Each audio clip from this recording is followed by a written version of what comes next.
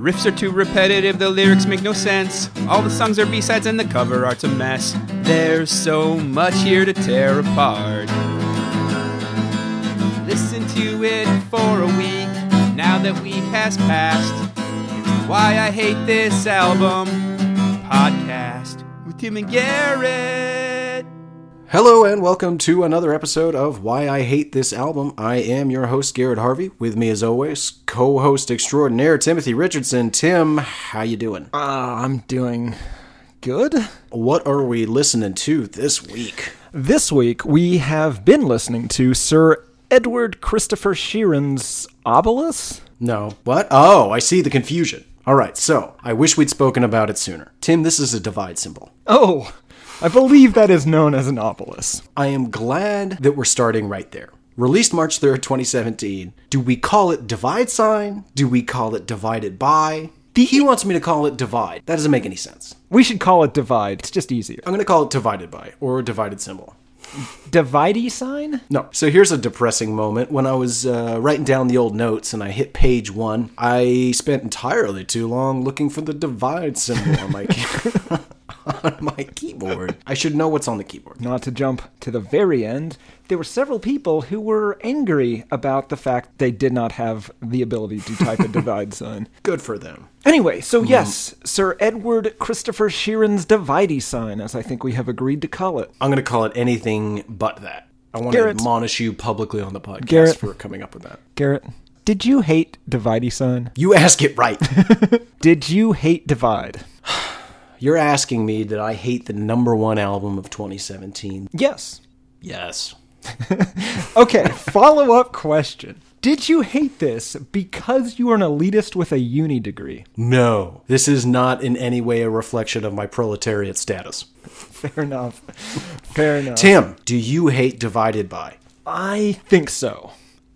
Whoa. I think so. Whoa. Yeah. Record scratch. Yeah, I think I hate it. I'm not 100% committed to saying I hate it yet, because there's some genuinely good music. Boy, you sound like me. I know, we've switched places here. I definitely hate Ed, though. Ed sucks. See, and that's where I'm a little more divided. No pun intended. I might not hate Ed Sheeran. I might not hate Ed Sheeran. I do not like his music, and I hate this album. So, Tim, was this your first toe to dip into the Hold on, you know what? I gotta back up. I'm sorry. Is he a knight? So, I don't think so. He was given a member of the Order of the British Empire, an MBE, in 2017. I don't actually think it's a sir or a lady situation. I think it's a lower rank. Some sort of duke? He might be a duke. Duke Sheeran. Yeah, we'll do that. Can we just call him the Duke? No. Oh. Your nicknames are... You know what? No. My nicknames are bad. That's right. Fuck you. You write the nicknames for me to say. Anyway. That's not true. They're your terrible nicknames. I will not take any credit for your garbage. Fair enough. This is not my first go-round with the Duke. Okay. Explain yourself. So I have very minor history with this guy. Back in 2012, I was a fan of Jake Bugg, based on You. And somebody who apparently did not understand at all why I liked Jacob recommended Ed Sheeran to me as sort of a similar kind of acoustic, guitar-based, singer-songwriter, British. Boy, you know what? That guy was more right than you and I could have ever known at the time. Yeah, well, that's true. That's true. We didn't know it, though. We thought he was writing his own music. Yes. I put one of Sheeran's albums, it's probably the plus sign one, on my iPod, and it lasted for less than a day. I immediately realized this was not for me, and I washed my hands of this jackass until this very week. We have, obviously, though, discussed him at least twice in this podcast of his contributions to Justin Bieber and Eminem albums, which is a weird combination. It is, but it isn't. I thought it was weird when we did those albums, but I don't think it's fucking weird anymore based on the fact that he both raps and sounds like the UK Justin Bieber. Yeah. Which, much like many other UK things, see food not as good as the American. Get those numbers up, maybe you get a few less jabs. What do you say, UK? Do you have any history? Have you ever heard I Sheeran. have one point of reference for Ed Sheeran, and that is Eminem. Okay. And for anyone who has listened to the Eminem album, you know my feelings on it. If you didn't, you can probably guess I hate this giant sack of wind. I fucking hate this guy, Tim, and that has a lot to say because he is an Irish brethren like myself, and as you are quick to point out, many believe us to be garbage people, so we must band together and stand up against such harassment like you. In my defense, whenever I called you a garbage person, I was talking about you specifically. Oh, I misunderstood. Well, My I also apologies. think the Irish are garbage people, but that is Beside the point. unrelated, yes. So does that make me doubly garbage, or is that Venn diagram overlap? No, I think you're just befitting of your Irish status. Oh, okay. Yeah. Thank you. History of this band. How did we come to get young Edward? And boy, I didn't realize just how young he is. He was born in 1991, which really annoys me. Yes, I don't like it when people are born in years in which I remember that New Year's celebration. He was born in the English countryside. His parents ran an independent... Hold on, let me get a little more specific, only because I think this is the most quaint British sentence I've ever said.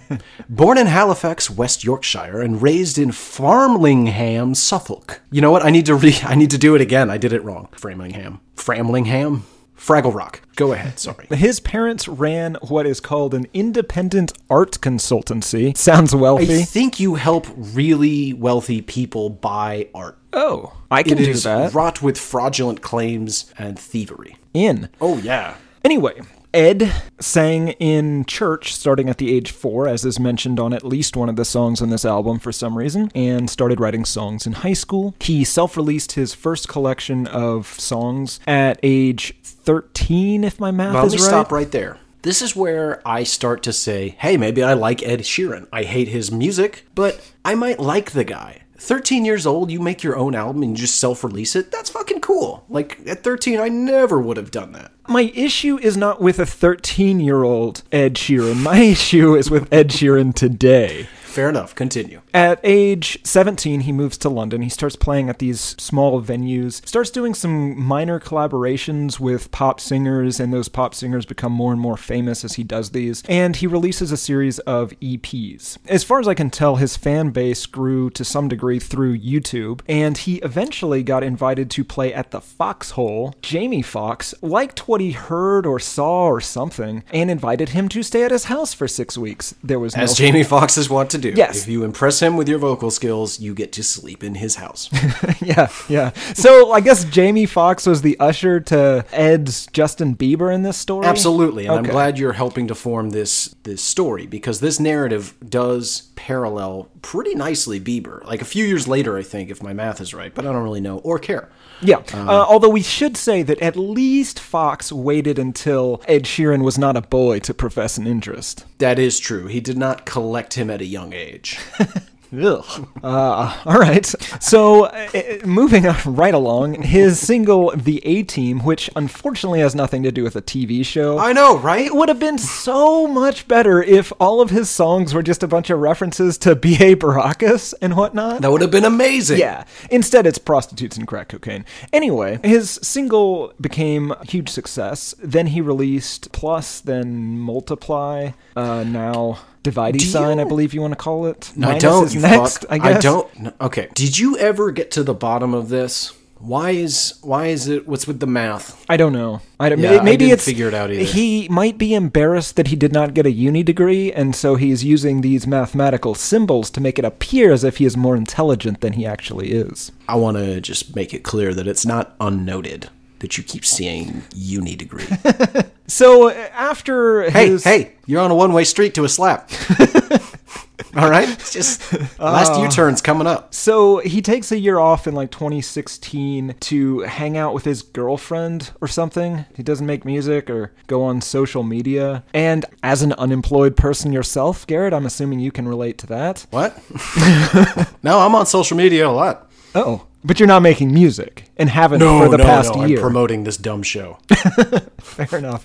Again, we've already gotten to his possible knighthood or dukeship, but now the elephant in the room. So, over the last 2 weeks, you spun some wild theories in we'll call them the Garth Gaines episodes. I'm going to assume that you're at some point going to claim that entire biography was manufactured and this guy is just Shia Labeouf doing some weird performance art piece. Or it did cross my mind. Maybe, Ron Howard is using state-of-the-art CGI to appear younger. He needs to talk to the Robert Downey Jr. people because it's not working. I think, if anything, Ed Sheeran might want to get some beauty tips from Opie, and that's not what anyone wants to hear. Listen, I don't want to harp on this. He seems like a nice guy, and of all the complaints I have about him, the fact that he looks like some sort of leather meat muppet is not... it's neither here nor there. I could sit here all day and make fun of the fact that he's a 20-year-old with jowls, but that's not why we're here. We're the internet vehemently disagrees with you, by the way. We'll get there. The internet is... Listen, you can take my track record or the internet's track record. They're both so bad. How do you have a receding hairline from all directions? Tim, that's not why we're here. We're not here to talk about his physical appearance. Stop bringing it up. I could say that he could easily play Gollum without a single bit of CGI. That's not why we're here. I'm not going to say that he is responsible for several goat disappearances near a bridge by his house. That's not what we're talking about. We're here to talk about the music. He didn't once lock a woman in a tower and then have her grow her hair so she could have a prince climb up. That didn't happen. Okay? Okay. He is a musician, all right? I don't want to hear it again. He does not look like a used ventriloquist dummy from the 30s, okay? Okay? Just so that I know how many of these more to expect. Do you have like a total of these that you wrote down? He may look a little bit like that doll from Saw with a slightly worse complexion. That's not what we're here to talk about today. I'd like to talk about the music. All right. Can we do that? Okay. Are you going to bring it up again? I am, but not right now. Oh, wait. Okay, I got respect for him. Moves to London in 2008, kind of bums around. Apparently he was homeless for a little while, doing small club gigs. I respect that. Coming off of this week was South by Southwest. See a lot of people in a similar circumstance. Way better music, but that's not what we're here to talk about. It is. That is actually exactly what we're here to talk about. The music. Right. You're right. For a second there, I thought we were going to talk about his physical appearance. I'm sorry. Listen, we can't keep going on if you're going to say stuff like that. We lose legitimacy every time you make reference to the fact that his face could be sold as a mask at Halloween. That has no bearing on the music. Okay? Can I ask you to mature it up a little bit? Yeah. Your laughter does not belie the seriousness of this topic. All right. Can we be done with this guy's history? Yes, please. So you love this album. Explain to me why. I did not say I love this album. Jesus Christ. You're doing my thing, and I don't care for it. I don't know what you're talking about. To start with an unfair criticism. I hate his voice. Okay. There's nothing he can change about that, but I have a hard time getting past it. Also... You said voice, right? Not face. I did say voice. Okay, continue. I also do not care for British slang, and if you don't like British slang, this guy's music is not for you. Yeah, that's a hard one to get over. I had to look a few things up. I also felt old a couple of times, just in youth slang. Oh, yeah. Tim, am I not a youth anymore? You are not. You have lived over half your life. Over? Yes. Anyway, he seems I have like less life ahead of me than behind me. But yes, he seems like a proud cat person, right? Hold on. Does he own cats? Do you know something about my future? No, I know something about your past, and it does not end. It does not end with a long life. Cat person? Does he love cats? State your evidence. He looks like a cat person. Oh, he does look like a cat person. And if he did not achieve international superstardom, for sure, Catman. No. And you know what? Let's take a moment to take a small sidetrack, if we can, to the phrase Catman. Because, you hear cat lady all the time, and that's a demeaning term for an old spinster type. But Catman might be worse. Is it a superhero? Is he like rubbing up against the leg of bank robbers? I don't understand what a Catman is. A Catman is an old, virginal man that lives with multiple cats. Oh. And I'm saying Ed Sheeran, had he not achieved international superstardom, could have easily fallen into Catmandom. Yeah, I can see that. Catmanhood. Catmandom, I think, is the word. Okay. Listening just generally on this album, a lot of these songs have definite potential. Potential. They have definite potential. Yep. It's super overproduced. It manages to be terrible, but it hangs out like close enough to the terrible, not terrible line that I could see how it could be really good with a few but significant changes, and that makes it worse for me. Yep. You can always hear where if they'd just taken a left or a right, it would be so much better. And I think it's accurate to say these songs get in their own way. Yes, absolutely. And I don't know if it is an adherence to trying to remain very mainstream. And the problem with him is he's not even mixing the genres. It changes genre to a different... It feels like a Chris Gaines' greatest hits. Yes, but it's all within the same song. Oh, yeah. No, that does happen. Actually, you raise a very good point, Tim, because the songs that I like the most are the ones that are kind of consistent in tone and style. And I still hate them. God, Yeah. I hate them. But you were saying earlier how much you liked it, and that's I just don't because think of how that's what I close it said. gets. We can rewind the tape later, but of course we do record on a Casio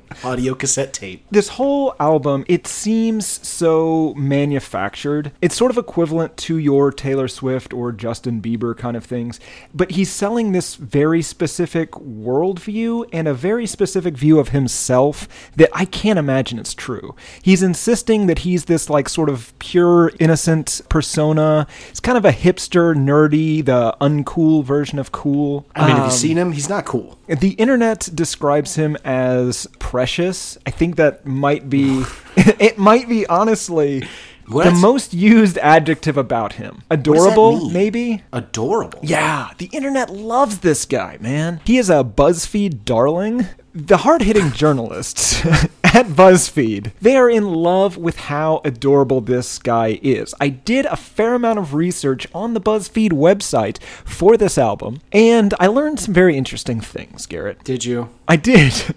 Okay. I did. I doubt I'll agree. Please continue.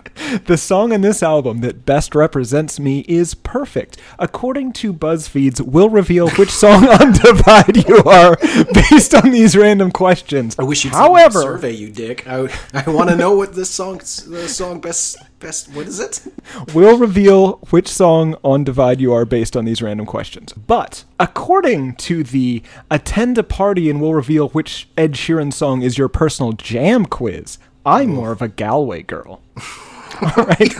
Now, I went a little bit further. You know, we always like to dig a little bit deeper on this I would argue you've dug so deep.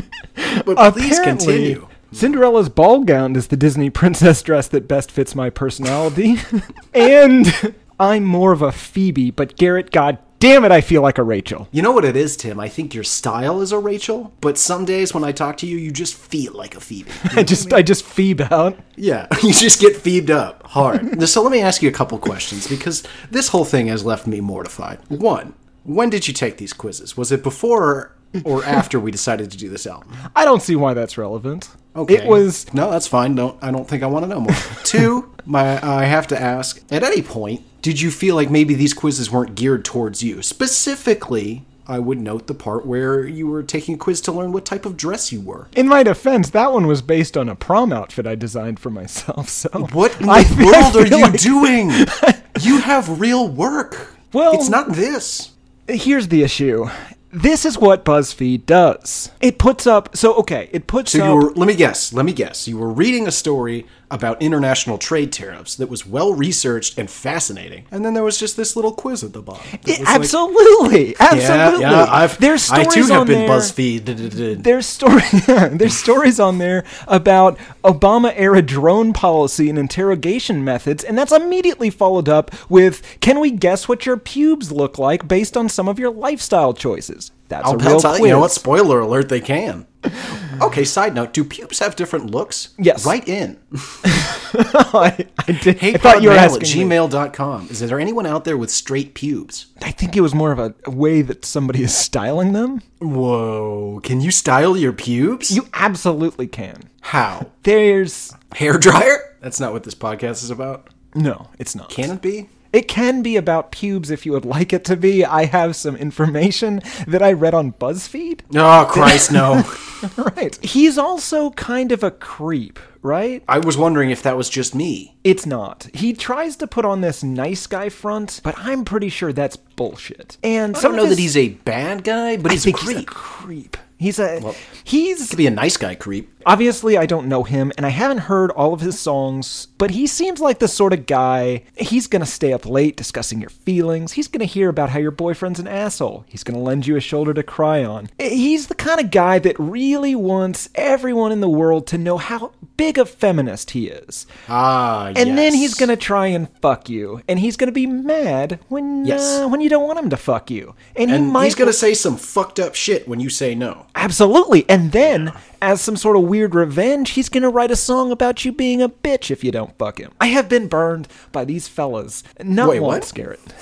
Cut that last part. That's staying in. So we've gotten way off topic. Let me see if I can bring us back around. I hesitate to bring this up in the general thoughts, but it needs to be said. What's with the raps? What's with the raps, Tim? I don't know. What's with the raps? But seriously, what is he doing? Yeah, I don't, because Has he always done that? I don't know. He has done it at least one other time. I know that because I did read a great deal about how he has openly mocked his own raps, but clearly he doesn't think they're that bad because he's got a whole new album of raps for you. And then other people's albums where he's working on raps. You can do sort of a folk or folk rock style with kinda rap that sounds great. See Bob Dylan's Maggie's Farm or Subterranean Homesick Blues. Yeah, that guy sang talk his way through the entire 60s. Yeah. Congratulations, Bob And that's Dylan. not this. I would love to be able to say that this guy owes more to that style of vocals than to modern rapists, but that is absolutely not the case. Yeah, he's straight rapping, Tim, and I'm not okay with it. Yeah, no one is okay with it. And I think a few people are okay with it. Loves it, because he's adorable and precious. Let's move in that song by song. Track 1, Eraser.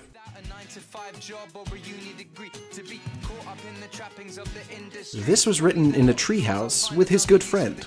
Okay, I did not know that. Did I throw you off base? Didn't have any of that in your notes? A little, because... The Duke built a treehouse in his garden. How old is he? 27. Oh, okay. Not 9. He's not some sort of wood nymph. But yes, so he built a treehouse in his garden, and then he and his producer friend, McDade, I think is the last name, sat up there and composed this fun little song. So the opening to this is some sort of Spanish flamenco. It sounded like I was in the bathroom of a churrascaria. That's the irritating thing. The very first bit of this, I kind of like. Great. I love it. And I was just like, but I was just like, oh no, I love Ed Sheeran's music. And that was delightfully surprised. Yeah, and that continues for about 5 seconds until he starts British white guy rapping. Oh boy, this British white guy rap. He comes on strong. He doesn't hesitate. Part of me respects the shit out of this guy for being so bad at something on such a big stage and just going, fuck you. I wrote this, you're going to listen to it. I remember in like middle school, girls having like an infatuation with whatever boy band or Ed Sheeran analogous artist of the time. Yeah. And I remember a few of them as a boy trying to figure out what women are interested in, being super confused by the aesthetic appearance of some of them. I think this precious moniker is just the word the internet has collectively come up with since they cannot in any honest way call him handsome. I have to say that worse than the rapping, the lyrics. It starts out with bragging, complaining. It's kind of hard to tell sometimes. Brag-plaining? Brag-plaining about fame and how everyone hard that loving is. You. Yeah. I'm not a big fan of brag-plaining. And it is another common trope within these albums that we do. Is there's a section where somebody brag-plaining. Can we do better than brag-plaining, or is that it? I think brag-plaining is where we need to stick with that. So I have a quote for you about this song, Tim. When asked about the writing of this song, the Duke said, and I quote, "I wanted to make songs that sounded big, but weren't necessarily just euphoric stadium anthems." Tim, did this song feel big to you? There were parts that kind of did. Oh, I hate you so much. You Judas. What are we doing on this show if you just keep supporting Ed Sheeran? I'm not.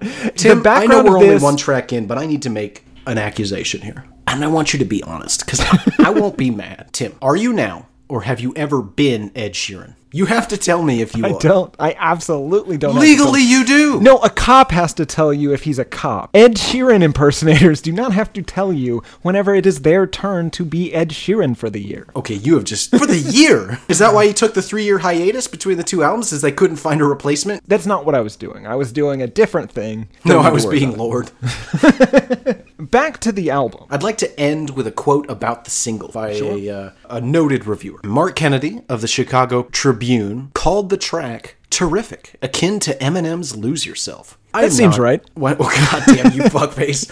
Eminem's Lose Yourself is a great song. It is. This is not. This is not. This is not, which is why I think we need to move on. Track 2, Castle on the Hill.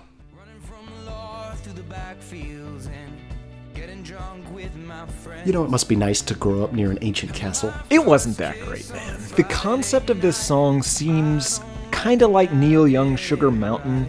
How do you figure? Well, lyrically, you've got the growing up, kind of being a jackass kid, smoking your first cigarette, first kiss, drinking. And let me say, I liked all those lyrics. That's more what I expected from this guy. Yeah. And those are at least relatable things. It's not how I would put it, but whatever. That's being a kid. Great. Maybe the execution isn't quite as good as Neil Young. Oh, maybe? You think? You think that Ed Sheeran's, what is it called? Castle on the Hill? You think that's not quite as good as anything Neil Young has ever done? Let me rewind. You think that's not as good as 25% of Neil Young's albums? I looked this up. This was the first of the songs that sounded very much like something I've heard before. There's tons of people that are just like, hey, this is clearly ripping off these 4 songs. Okay. And whenever I listen to those songs, I agree completely, and not a one of them are what I was thinking of. Interesting. All right, so what did you hear? No, I don't know. Still you never figured me. it out. No, Got it. But I just have a series of things that it definitely does sound like, but I don't know what I thought of. There's one song that it sounds identical to, so much so that he had to address it repeatedly. Do you know what song that is? Nope. U2, Where the Streets Have No Name. Oh, it does. Yeah, that opening guitar. Yeah, that's the song. So that is identical. It was so similar, he has had to address it, that he was going for a U2 sound. It's difficult to relate to tales of youth angst in the shadow of a castle. I used to play in a creek filled with refuse. And I would go to the nearby 7-Eleven and purchase sodas. And cigarettes. Yes. Well, I didn't buy them, Tim. I had someone buy them for me. Yes, a homeless man that was also playing in the creek. Well, how do you think we met? Anyway, to hear his tales about driving through the English countryside and watching the sunset in the backdrop of a castle, it sounds nice. He's describing, like, this is where I came from, and I hope one day to have as much money to live out this guy's teen years. It sounds delightful. It really did sound nice. When asked about Castle on the Hill, Mr. Sheeran, the Duke, said he wanted to make a song that was like The River by Bruce Springsteen, a song with similar reflective elements. Tim, do you think he wrote his River? He could very well have written his River. So I have a unique statistic on this song that we don't usually have. Would you like to make a numerical guess on how many times people have viewed the music video to this song? Just this song. 135 million. I'm going to need you to guess again higher. Are you kidding? Nope. 200 million? I'm going to need you to guess again higher. Okay, Tim. You just have to tell me, because I'm going to go up by... 300 million views. Good Lord. On this song alone. Did you Let me watch put the that music into video? yes. Let me put that into perspective. It's beautiful. Let me put that into perspective for you. If this is the only job he had, and by that I mean releasing music videos on YouTube and monetizing the plays, he's very wealthy. 300 million views on one. Can we move on? I don't want to do Castle on the I Hill beg anymore. you, we must. All right, number 3, Dive. I could fall or I could fly here in your This song features a guitar solo at about the 2.5 minute mark by Angelo Mysterioso, which reminds me of The Simpsons guy Incognito and made me laugh every time. Sure. Do you know who Angelo Mysterioso is, Garrett? Let me think. Is it Ed Sheeran? No. Oh. I'm sorry, it's Eric Clapton. This helps to add to my theory that Eric Clapton is rubbish. I'm not the biggest Eric Clapton fan either, but he's above this. Layla, you're right. the You're right. Yardbirds, Mr. Clapton, Cream, I apologize. you can do better. It's just an odd collaboration. I assume it's just striving to remain somewhat relevant. Yeah. So this, much like the first one, starts out great. Could have been an Alabama Shake song, and then this fuckface opens his mouth. Can I read you some of the lyrics? Please. I could fall, or I could fly, here in your airplane, and I could live, or I could die, hanging on the words you say. According to Genius Annotations, Ed introduces a major theme of vulnerability. To him, love is terribly complicated. I didn't get that. I didn't either, but it's a terribly complicated song. This song is as complicated as the emotion of love, I believe. as his interpretation of the emotion of love. For some of us, love is a simple thing. Okay. Do you find love to be particularly complex? You know what? Your brand, I'll bet you do. I could see you having a lot of obstacles. I've got some to your poetry love. attempting to get to the root of it. There are some obstacles, yes. This song made a lot of people cry, or at least a lot of people reported on the internet that it made them cry. Who gets on the internet and says, guess what I was just doing? Weeping uncontrollably listening to Ed Sheeran. Is that what Facebook is for? It's unclear. We're not using it, right? I'd like to talk about that guitar solo for just a moment, if I may. Is it me, or did it appear to be the most off-microphone guitar solo I've ever heard? Did he do it over the phone? I could barely hear it. How about this? Ed Sheeran books a studio next to the studio that he knows Eric Clapton will be recording in, and happens to be playing his song while Eric Clapton is recording his guitar solo, and then it just happens to also be on the album. You know what? Checks out. It ends with him saying, "Before I dive right into you," a bunch of times. I mean, that's okay. He's 27. He can dive into people. Number 4, Shape of You.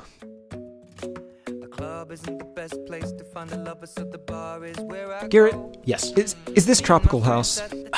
You know, I don't think so. It didn't have the house part, right? This is just tropical? I'm going to call it Caribbean pop. All right. Caribbean pop. New genre for the podcast. This song holds the record for me for most stolen parts of other songs on the album. Yeah, no Scrubs is in this, right? Yeah, absolutely. I was so proud of myself for being like, oh, that's definitely TLC. And then, of course, a few days later, I start doing the research, and so did the rest of the planet. So much so that I assume you read about what he had to do, right? I didn't read, no. Oh, this is great. So, news came on March 21st that Mr. Ed Sheeran had added the writers of TLC's No Scrubs to the credits of his Hot 100 #1 hit, Shape of You, because it sounds identical. Yeah, it was also called out for its quote-unquote uncanny similarities to Sia's song Cheap Thrills. Interestingly, both of those songs were written originally for Rihanna. This is a first. And it's not my only one on this episode. I am going to reference Justin Bieber. Okay, yeah, Tropical House. I'm right there. Well, no,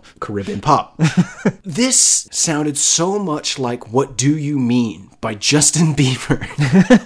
And I'm furious because two things happened. One, I got Justin Bieber stuck in my head. And two, I had to then go look up the Justin Bieber song, What Do You Mean? Because I had, I've only listened to it for a week ever. So I could be wrong. I wasn't wrong. Did you call me and sing this into my voicemail? Yes. What do you mean? Yeah. Is that okay? Yes. All right, now I know why you did that. I did that happen. purely for my own amusement. And I plan on doing it again. Something that I didn't find on the internet that I think this song does sound like is every Shakira song ever. And that's probably a result of the Caribbean pop sound. But you probably don't have a huge Shakira background. Not as much as you would think. It's early in the podcast for me to bring this up, but this is where I started to get a little concerned that Lena Dunham might not approve of this album. Of course, I am referencing, in every album, we ask that important question. Does Lena Dunham approve? And I'm not sure here. Is it because he's in love with her body? And he's in love with her body, yeah. Not her mind, Tim. I don't know. So I was encouraged because later on, after he initiates contact and is upfront and honest with her about the love of her body, she encourages him to follow her lead and place his body on her body. And I think Lena Dunham would approve of that because he does seem to be seeking some sort of affirmation. Is he Lena Dunham shaped? I found it very hard to get a really good picture of his midsection.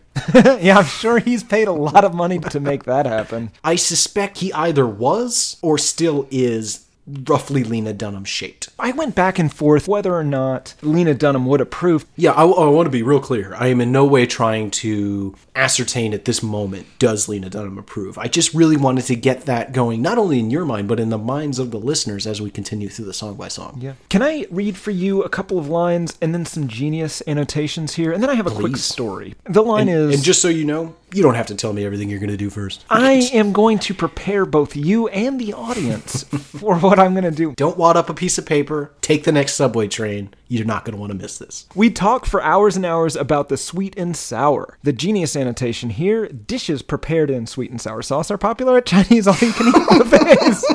The sweet and sour represent the good and bad things they share with each other about their lives. Hold on. I'm sorry. I threw up all over the place. What?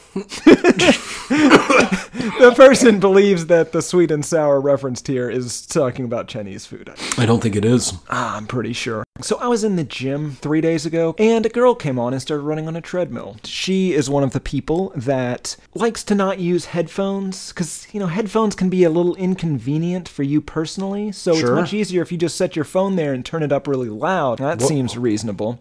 Why would that be a problem for anyone? I could not for the life of me figure out what sort of Caribbean pop, is that what we're going with? Yes. Song she was playing, and I couldn't figure out why I knew it. Finally, I figured out this was definitely Shape of You. I have never wanted someone to fall and get their face stuck in those treadmill gears so badly. Couple other things here. Got another fun statistic for you. Shape of You peaked at number 1 on the singles chart for 34 countries, including the US Billboard Hot 100, later becoming the best performing song of 2017. The best song of 2017. Well, no, not the best song, the best performing song. So we touched on the plagiarism. This song additionally has many claims of plagiarism regarding Tracy Chapman. This time the song is Mount No Things. Between Tracy Chapman, Shakira, in my opinion, and TLC, I don't know what part of this he wrote. Yeah, it's unclear. Track number 5. Perfect.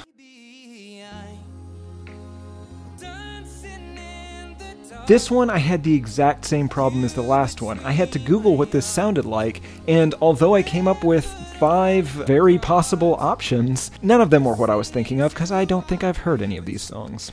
The closest I came, and I found some suggestions on the internet, the one that sounded right to me was Backstreet Boys. Yep, I'll Never Break Your Heart. Yes. Yep, that is one of the suggestions I found. Okay. Don't know that I've ever heard it. I mean, I have now, because I watched that video 3 or 4 times. R. Kelly, If I Could Turn Back the Hands of Time. Don't know it. Fair enough. Amazing Grace. Yes. Okay. Yes, right. Oh my God, I thought I was insane, right? Yeah. It's Amazing Grace.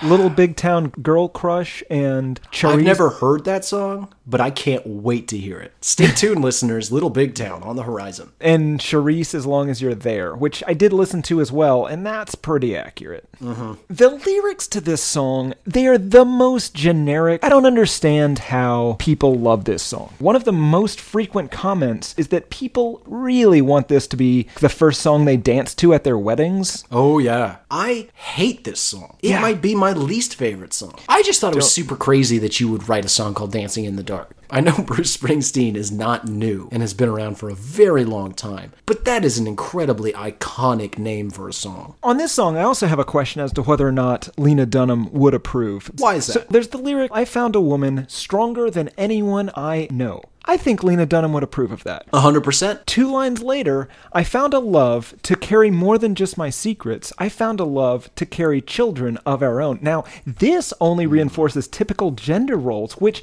reinforces the patriarchy and therefore, Garrett, promotes rape culture. I don't think Lena Dunham would like this. Good catch. Yeah. That's just another instance of the patriarchy sneaking. I'm sorry. This is a hard bit to maintain. I saw a guy yesterday. I was at a Black Angels concert, and he had on a Crush the Patriarchy shirt. You know what? We don't have time. This is already a big episode. We can do a separate podcast, I think, on the patriarchy and whether or not it deserves to be crushed. But I think I would like to title that podcast, Does Lena Dunham Approve? And we'll just list stuff and find out if she approves. Yeah, I'm in. Got to get her on the show. The scheduling just has not lined up yet. Yes, she is eager, though. Her people have talked to our people. Our people are Garrett. Oh. I'm not. No, they didn't talk to me. Oh. Let's go on to track number 6. Galway Girl.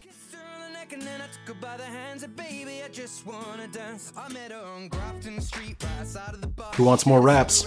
Yeah, okay, sure. But before the raps, you have the Irish folk song intro. It happens again in the chorus. He is not bad at that aspect of this. No, this might be the best song. Yeah, the non-rap parts of this. This is a collaboration with an Irish folk band called Beoga. Mm-hmm. Beoga. I don't know if I'm pronouncing that right.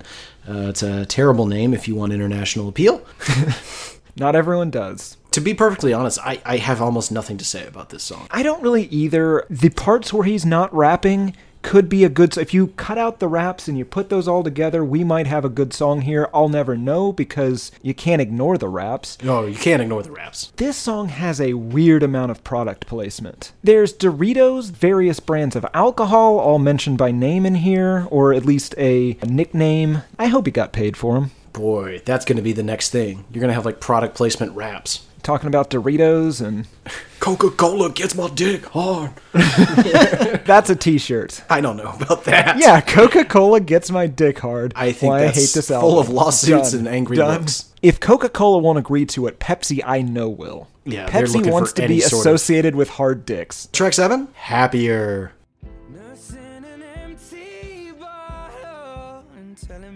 This is where I start to get a little worried about the private life of Mr. Sheeran, the Duke. Here he's pretending to be okay with somebody breaking up with him. Mm-hmm. But you get these parts where it's clear that he is in no way okay. Okay, so let's really parse this out, because I know what you're getting at, and I agree wholeheartedly, and I want to share with the listener why this is so fucking confusing. When he is asked about this song, all of the references to him saying, "I'm happier now," is truly him saying, "She's happier now, and I'm happier now too anyway." The way I heard the song is him questioning and trying to convince himself he is now happier, having seen her truly happier with somebody else. Right? Yes, that is how it comes off. But I don't think that's how he intended it. There's some troubling lines in here. Yeah, he's very involved in the life of this person that he is no longer dating. There's a line in here, "If he breaks your heart like lovers do, just know I'll be waiting here for you." That's not something you want the Ed Sheeran in your life to say. I don't think anyone wants that, right? No, but that is a classic Ed Sheeran sentiment. Yes, He's it just is. going to wait around till you either get desperate, and then that's it. You're dating Ed Sheeran. Number 8, New Man.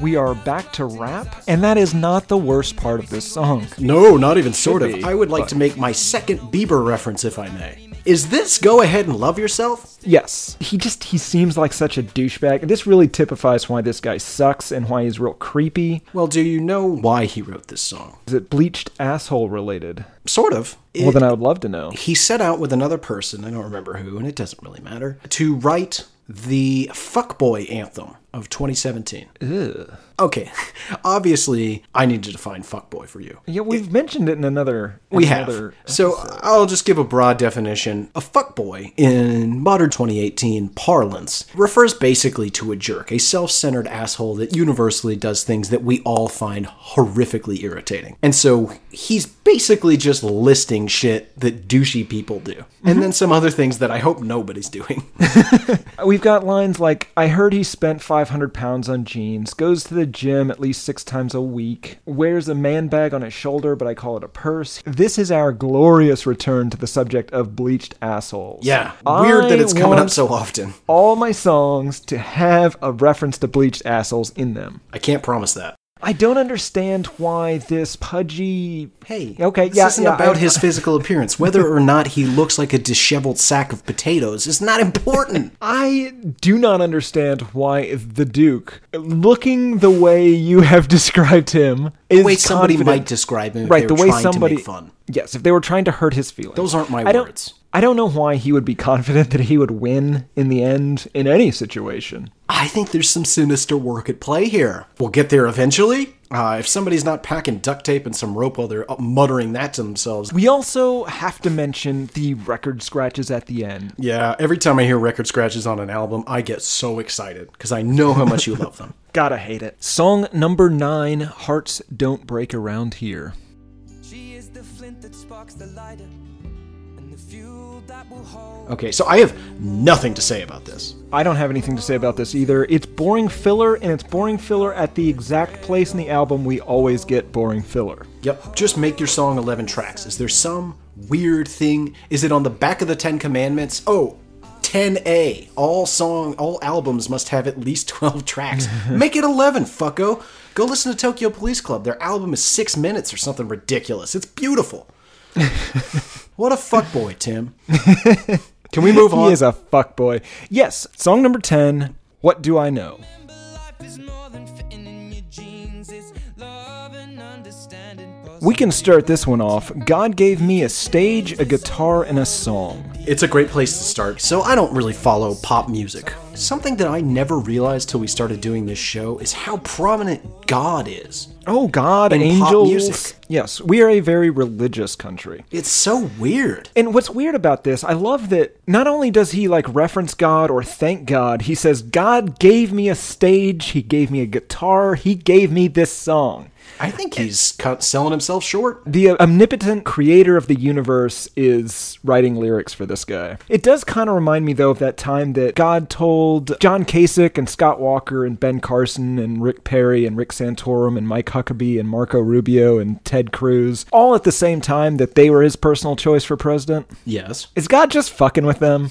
He likes to send mixed messages. Is it that, or is he, hedging his bets? I do think that God might have, what's the right way to put this? He's definitely playing the numbers, because much like a drunk gentleman as a bar is closing, it's not necessarily about who does the work, it's about getting somebody to come back with you. And in this case, God is letting all of these worthy vessels know that they are his personal chosen one to lead this great nation. But should one of them say something ridiculous or be a total fuckboy, he's covered his bases. Yeah, you've got a Trump in your back pocket. Well done, God. China. Can I tell you a story about how this song got written? This is from the mouth of the Duke himself. The song was basically written on the spot. He said, that was a weird song because that song was written trying to peacock in front of my label head. He'd come down to my house for a day and I'd started writing that song. And in my head, I was like, I want to show him how fast I can write a song. So that song just came to me while I was trying to write it very quickly to show him that I could write a song. First of all, the man speaks like a child. More importantly, Edward, Duke, if I may. Duchess, he is precious.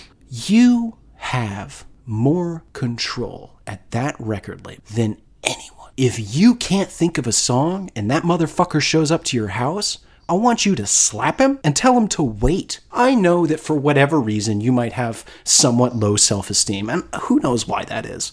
You hold all the cards, friend. You ended up with the most successful album and song of 2017. Yeah, and it's weird because a lot of this does sound like he forgot to ask for final cut in his contract. Yes. This guy in concert is playing essentially solo acoustic sets, this sort of one-man band kind of thing where he's doing basically everything himself. This guy would know that all of this stuff is busy, it's overstuffed, it's overproduced. You would think that he would say, we're gonna take it down a notch. Nope. Somebody's not saying that's how you sell millions and millions of albums. That's true. You ready for the next one? Yep. Number 11, How Would You Feel? We were sitting in a parked car. Can I share with you a story about how this song was written? So, Sheeran admitted that How Would You Feel nearly didn't make it onto the album because he had forgotten that he had written it. And I understand that sentiment because this is super forgettable. Super. In an interview on Air with Ryan Seacrest, he said, I finished the album and I was going through notes and I said to my girlfriend, what's your favorite song on the album? She said, you've forgotten it existed and I have it in my email because I'm the only one you sent it to. He's the person that's always asking, what's your favorite song on the album? And his girlfriend, to her credit, goes, I don't like any of them. My favorite song is something that you just emailed and I've never heard you sing. I think he might have sent her the recording that he made on his phone. Either way, I like the fact that she was like, yeah, I don't like any of these songs.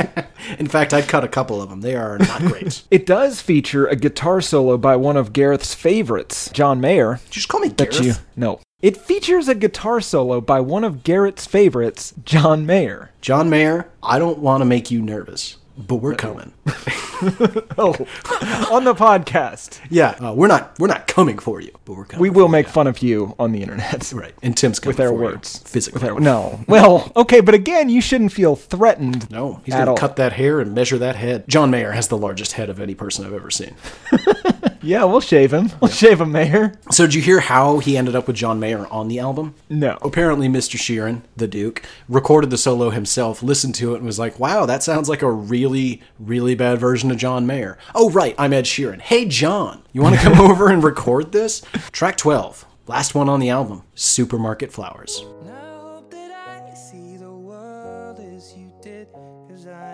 This is a song that he wrote specifically to sing at his grandmother's funeral. And that's fine. But That is not a true statement. Is it not? It is not. Well, You're close. no? You're so Okay. close. This is a song he wrote in tribute to his grandmother that was originally not going to be sung at her funeral, but upon the insistence of his grandfather, he did so. Oh, okay. Which is weird. Okay. Because he didn't write this for the album either. It wasn't going to go on there. It was only after he performed it at his grandmother's funeral that his grandfather said, no, that has to go on the album. Yeah, I did read that. Yeah, I read the second part, and I disagree completely. Yes. I think that... You keep this private to yourself. Yes, you never tell anyone that... You know what? Don't even sing it at the funeral. No. Okay, you've gone too far. Once again, Tim, this is a beautiful, loving tribute to his grandmother from the perspective of his mother, which I found super confusing and weird. Yeah, it does. It jumps in and out. It's got a real cinematic quality. We're seeing this from various people's points of view. Boy, you were but none being of it's super ever generous in explained. your description. I was just really confused. It's the first time Genius Lyrics has ever clarified something for me. It's not a bad song, to be honest. It's just a huge bummer. I don't have this in my notes. Is he the sole author on this? No, he's not. So this was written by Benny Blanco, Johnny McDade, and Ed Sheeran. So he was so grief-stricken and touched by the passing of his grandmother. Sorry That he for your got his loss. team together. That he got a group of friends together and said, let's all write a song about it. Yes. Yeah, that does not exactly smack of sincerity to me. It's a song that it seems like it's fishing for a compliment. Yeah, that's fair. Would you like to hear Ed Sheeran's description of this? Please do. There is no trying to think of poignant lines and being like, death is this, or like, life is this. It was just so spot on. And the lyric of "You are an angel in the shape of my mom," that could end up being a poignant line. He thinks this is a great song. Yeah, it's uncomfortable for me to hear somebody so high and mighty on their own work. Yeah, especially when their work is not very good. That's true. And I think that's an excellent way to end the song by song. Judging by the history of the other albums on this show, it must have failed miserably. Well, kinda.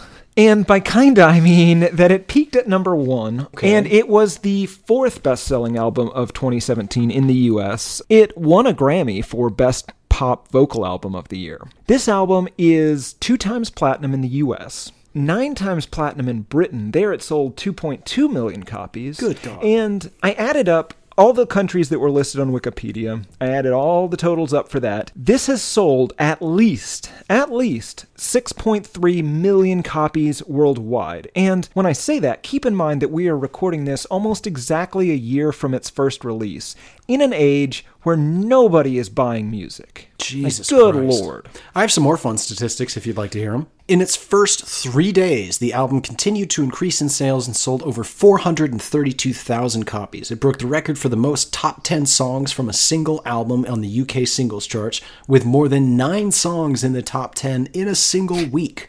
Wait, more than 9 songs? Does that mean 10 songs? No, I'm sorry, with 9 songs. Okay. Wait, 10 songs from the album were debuted in the Hot 100 the same week, which on a 12-song album is insane. Just think, if he had cut out the real garbage, it would have been all of them. By its second day of release, the videos of songs from the album had achieved a cumulative 1 billion views. Again, if the only thing this man did is release music videos on YouTube, he would have all the money. You could say the same thing about the Spotify. Did Absolutely. you read about the singles for this? I sure did. By July of 2017, tracks from the album had accumulated over 1 billion audio streams in just the US alone. Well, let me give you one more statistic, and then I'll turn it over to you. The Okay. entire top 16 of the Irish singles chart, all of it, consisted only of songs from the deluxe version of this album.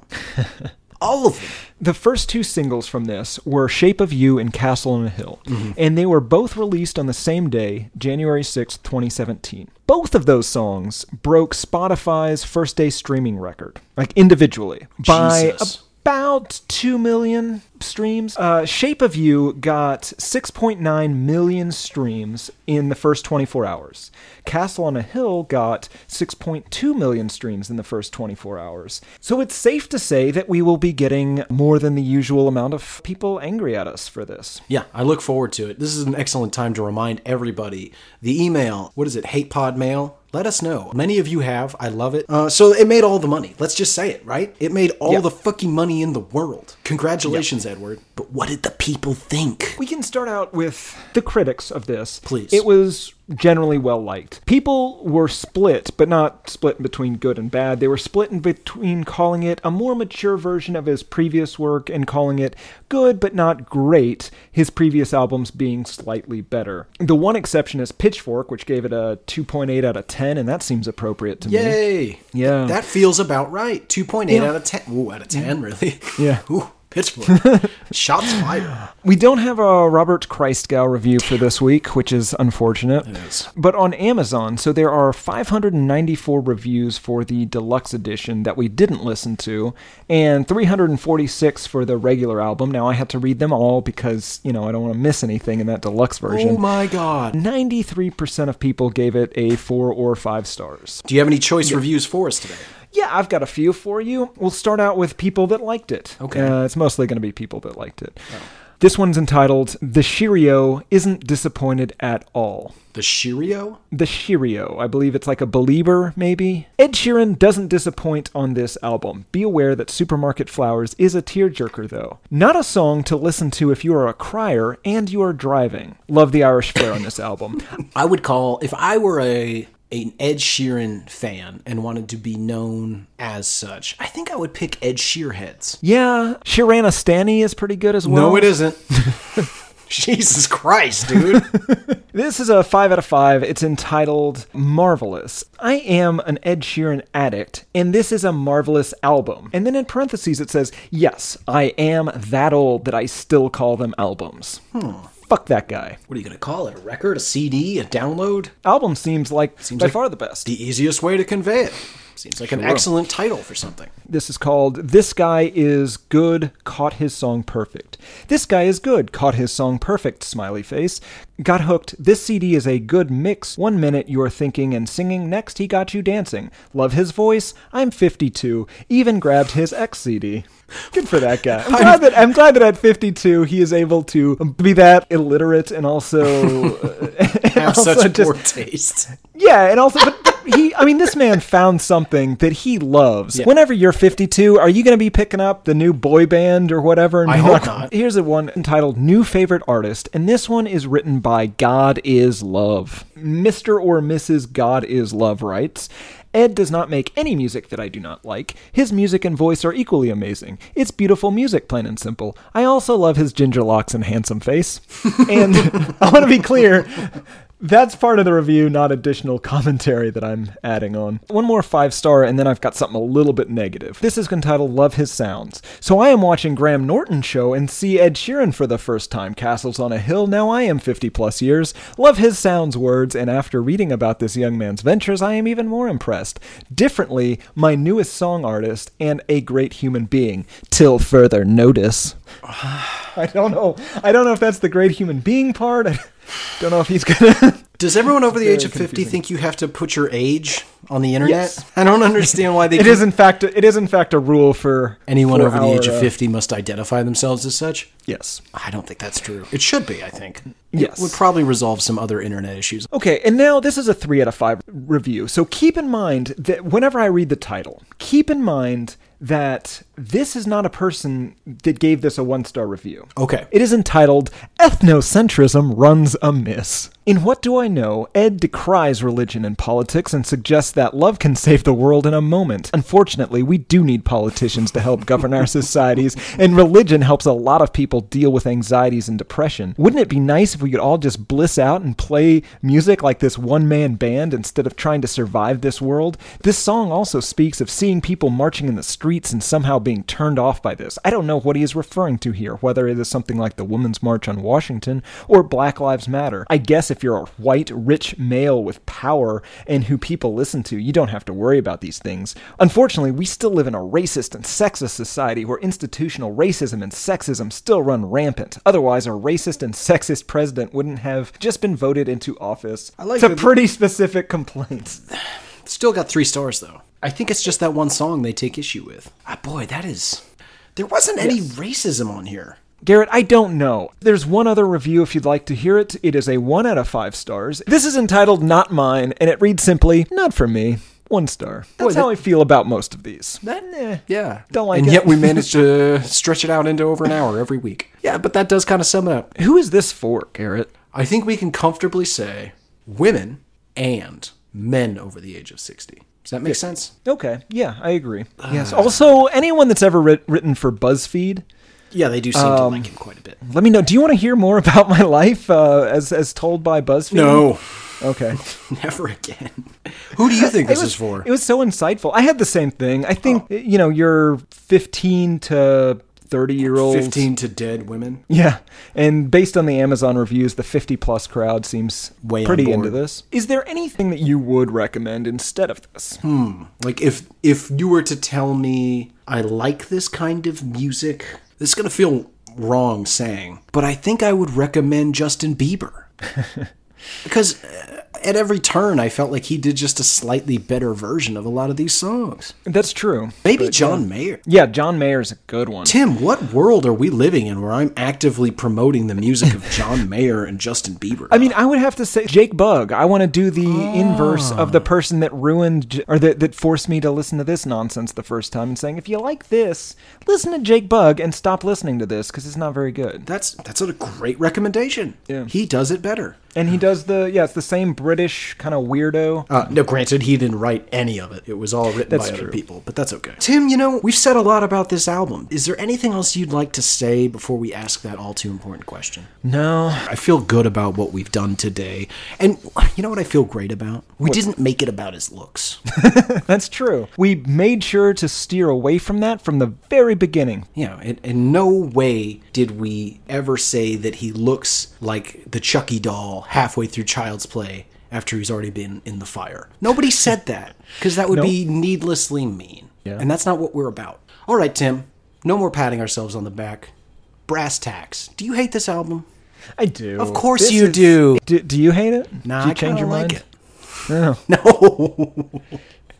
This is terrible. The lyrics are bad. You know what? I almost just started singing our fucking theme song.